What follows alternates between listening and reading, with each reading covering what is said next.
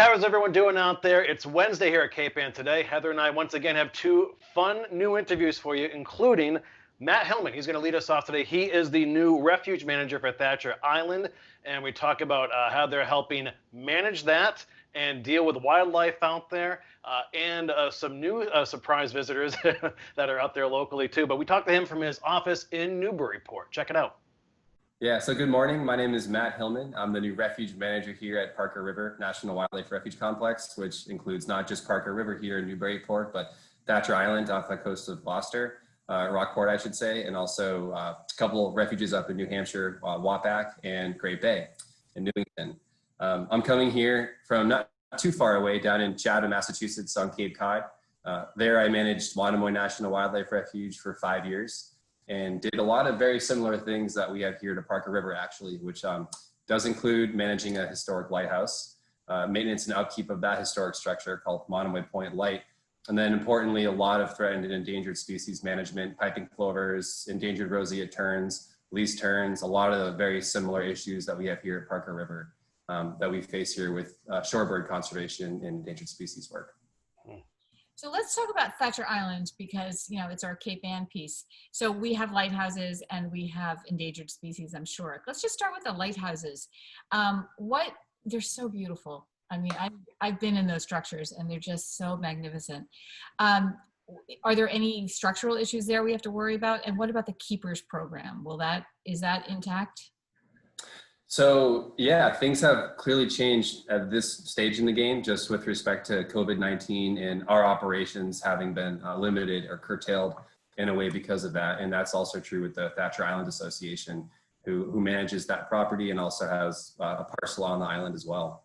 As far as the lighthouse and keeper's house, this is my third week here, and I've explored a fair amount of the island here at Parker River, but I have not unfortunately gotten out to the lighthouse yet. So I can't comment personally on how it looks, in my eyes, but I know that it's been checked on with partners over the last several months, and so I'm not aware of any major shifts at this time that would lead me to believe that there's anything to be concerned with right now.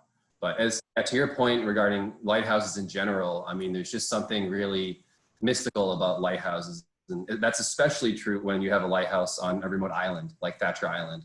There's just a real draw to get out there, and it's a really nice way for us and our partners to pull in people from the community, do tours out there. My time at Monomoy, it's never easier to get people to help with carrying gear and maintaining historic structures than getting them out to a lighthouse on an island. So there's just something very enticing and exciting about doing that, and I myself am looking forward to getting out there for my first time.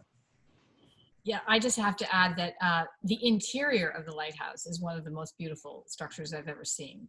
Oh, wow. Yeah, and I was surprised by that. I wasn't anticipating it to be so, really architecturally beautiful. So, nice. And the keeper program will they have lighthouse keepers who are scheduled, or maybe the Thacher Island Association does all that. Is that right? That's right. Yeah. The Thacher Island Association, who I have a meeting scheduled with them in the near future, but I haven't quite yet. So, that's a group that I'll be getting in touch with very, very shortly, next week, actually. So, I'll get up to speed on this. It's just been a whirlwind, as you might imagine, moving a few hours away with my family here. So absolutely we'll be in touch with Thacher Island. I can't, that's a really important group and a really amazing partnership. And they do a great job with everything from natural history tours, cultural history tours, fundraising is huge, and getting people out there to appreciate the lands and the lighthouse. So, our staff here has been very, very pleased with all the operations of Thacher Island Association, and we absolutely want to continue with those operations. What are some of the refuge's initiatives or missions for Thacher Island? Is it maintenance and upkeep? Is it publicity? Are we protecting endangered species? What exactly is going on there? So all the above, actually. It is a nesting site for various species. We also have a gull colony there that we do manage. I think the most important thing for us is it's an offshore island. Access is difficult. Getting the word out that it is a national wildlife refuge and getting the word out that, it is open to the public with the Thacher Island Association leading these tours and taking boat trips out there. So as a national wildlife refuge, our mission is wildlife first. And then where compatible, we love to open these areas up to the public so they can kind of foster that appreciation for these sites. So we definitely want to get the word out and, get more folks out there. And again, the Thatcher Island Association is really taking care of that for us, and that they're doing a nice job with all of these, various publicity and events. But our staff also has and will continue to lead trips out there, and special guided trips, for example, with refuge staff. And then of course the maintenance is a never-ending process. So we get out there routinely to assess structures and perform maintenance as needed on the keeper's house. I'm sorry. What in the skills of the staff? Are there? Is it like marine biologists? Is it like science? Like what specialties does the staff have? That's a good question. We have a diverse staff here in that we have very, very high functioning staff. We have a great maintenance worker who's been here for just about 30 years now. And he is very well versed in all things maintenance, restoration, lighthouse, electrical, plumbing, you name it. He's phenomenal. And he has a small team of maintenance workers and interns and other volunteers who assist with those types of functions. So I would say from the maintenance perspective, we have that expertise, but we also rely on our volunteers for a lot of the labor and the manpower. We really couldn't do it without our partners and volunteers. Here we're a staff of, we have 9 employees now, and again, 4 refuges, and Parker River here being the largest. So, we would love to be out on Thatcher Island every single day. It's just the way the cookie crumbles. We can't afford to do that. We don't have the resources for it, but we do have the technical expertise in maintenance. We have a team of biologists here and interns, and they are very well versed in colonial shorebird and waterbird nesting. Their backgrounds are in wildlife biology, mostly terrestrial. So marine biology, these species are kind of at the interface there of coastal and ocean, but they have degrees in wildlife science, and so they do a lot of work with that. And then as far as the visitor services team, we do have a team here that takes people out on tours that right now is doing a fair amount of virtual programming. So that would be via our Refuge Facebook site. And we'll continue to do that as, COVID is continuing to sort of be at the forefront of all of our minds. Mm-hmm. Could you compare and contrast the sort of geography of Monomoy with, I'm guessing that Parker River is a little bit more similar to Monomoy than Thatcher Island, which is a big hunk of rock. Is that right? And you're absolutely right. Yeah. Yeah. So what do you see in these 3 different places? They're very similar, but very different. So, National Wildlife Refuge consists of a series of 3 offshore islands that are barrier islands. They're very difficult to access. They require not just a boat ride, but a boat ride that really requires the most perfect conditions, because you have the open Atlantic Ocean to the east and the open Nantucket Sound to the west. And therefore, if your winds are blowing 15 knots or more, it's a very dangerous trip to get out there. So access is severely limiting on Monomoy. But just like Monomoy, Parker River here is also a barrier island. The difference being there's a road that goes out there. We can access all of Plum Island via vehicle, whether it's ATV or traditional vehicle. So the access is not an issue here, but being that they're both barrier islands, it's this natural movement of shifting sands and shoals that is very similar to Monomoy. But you're right in that Thatcher Island is a completely different ballgame. That is a rock island. That's not going anywhere anytime soon. Whereas these sandy islands, with one storm, with the blink of an eye, as you've seen here, there can be many, many changes. So it's nice to have a lighthouse on, as of right now, it's a stable, rocky island. And it's not something that I'm accustomed to. All my boat operations have been, beaching a boat on a nice sandy beach, not really navigating around rocks. So that's something that I'll have to get accustomed to pretty fast, and hopefully not make any mistakes I'll regret. Well, as I understand it, the Thatcher Island Association acquired a very specific vessel that could land on that. Yeah. So me not having to operate a boat to get out there, even though I might miss operating boats, that's a good thing. Let's leave that to the experts. Well, we look forward to interviewing you again when you've been out there and maybe spent a night out there. Do you think that's fun? Absolutely. I would love to. Yeah, it's on my top list of things to do in my first couple months here.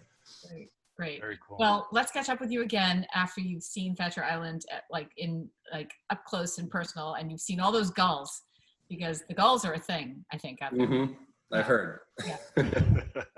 So it'll be fun to talk to you again, but welcome. Thank you so much. Thanks for inviting me. Take care. Thanks, Matt. Take care. Bye-bye.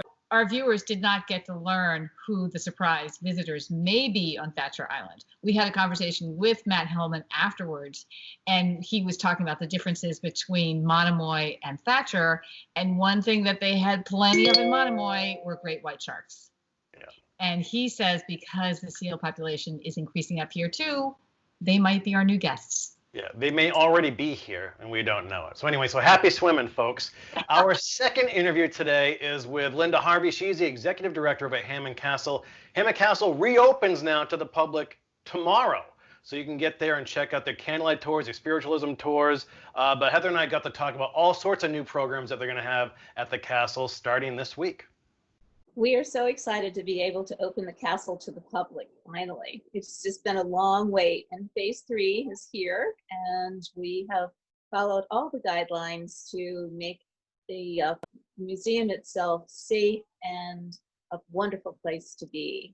We're opening Thursday morning, as I mentioned, and we are starting our tours earlier this year. We're opening at 9:30 for our first tour, and ending at 3 o'clock on Mondays through Thursdays, and then at 2:30 on Fridays, Saturdays, and Sundays. Because on Friday, Saturday, and Sundays, we have some wonderful after castle events that are happening, like weddings and fun things like that. We're also starting our candlelight tours on Thursday evenings. The candlelight tours will be at 7 and 8 o'clock, and then we're going to have a spiritualism tour at 9 o'clock. This is going to be a little bit different from our candlelight tours, which tell you all about how the Hammonds lived and what it was like to be at the castle at night. And it's got a wonderful rhythm to it and lots of fun things you will see that you don't normally see on your daytime tours.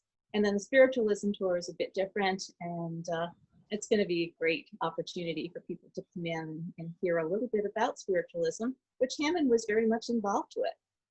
He and his wife did a lot of, especially his wife Irene, was very much involved in the spiritualism world. So we're going to share some of that. We are also going to be doing picnics on Thursdays. Picnic at the castle is something that we've never allowed. We've had issues in the past with people not removing their materials and their trash, but we've decided to do a carry in and carry out. We're going to give it another try on Thursdays, where you can come in at a reserved time that will coordinate with your ticket purchase time to be able to have lunch or dinner here.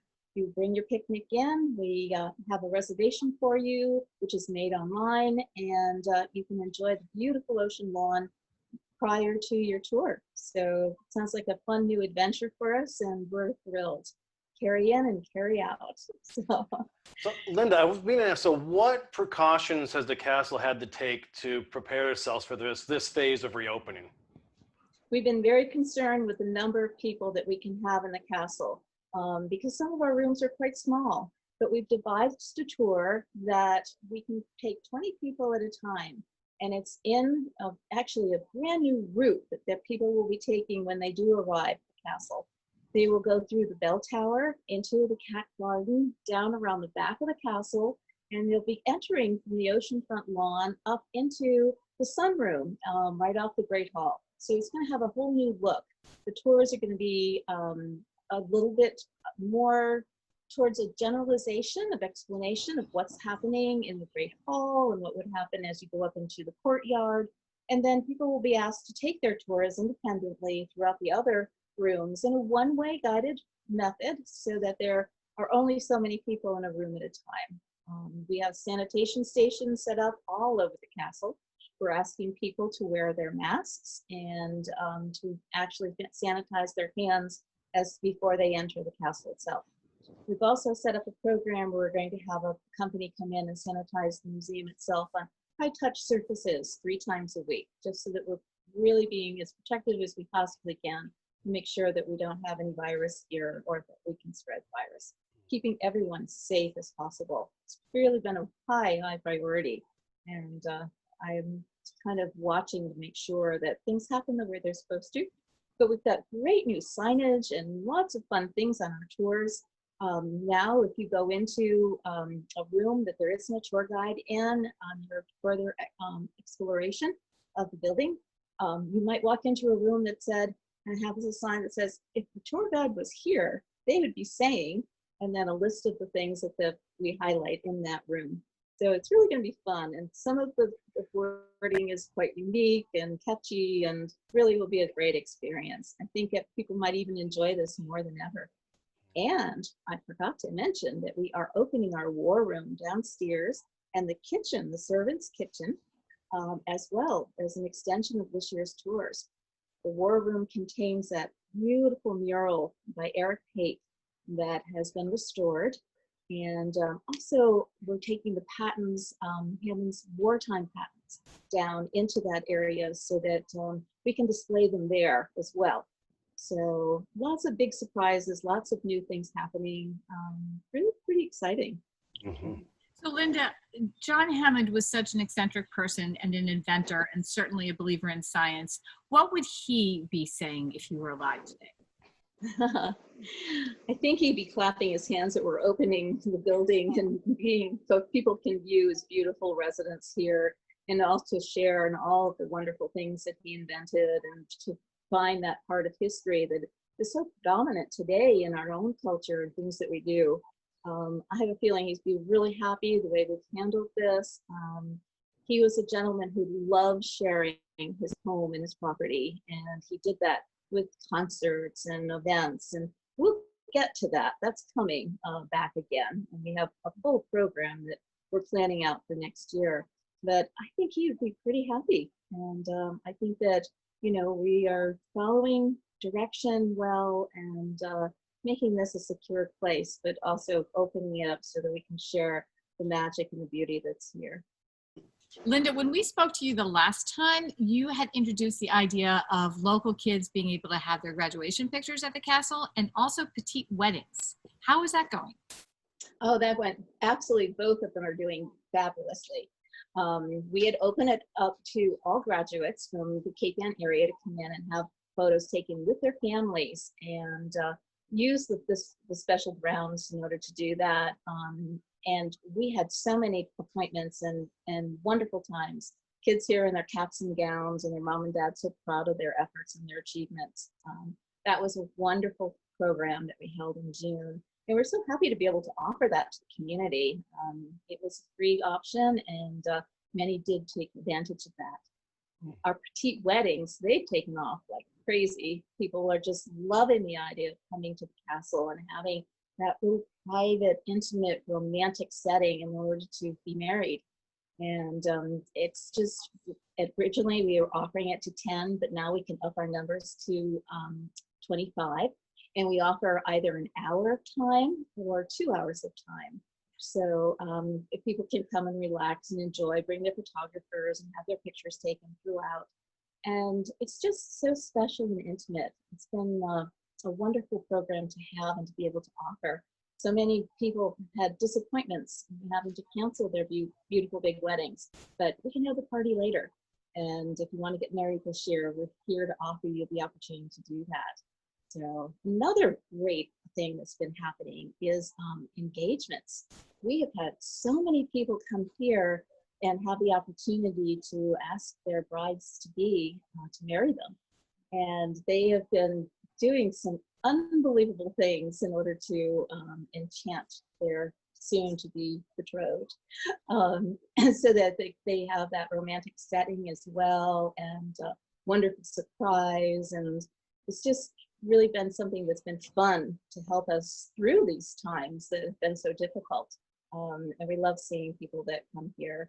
Hammond was a very passionate person, and I think he would very much approve that these wonderful relationships are beginning here. So That's wonderful. Well, and I know, Linda, you're doing a lot of appointment-based tours and staggering those out throughout the day. So if people want to learn more about the castle or about these particular tours or their access to the grounds, how can they go about doing that?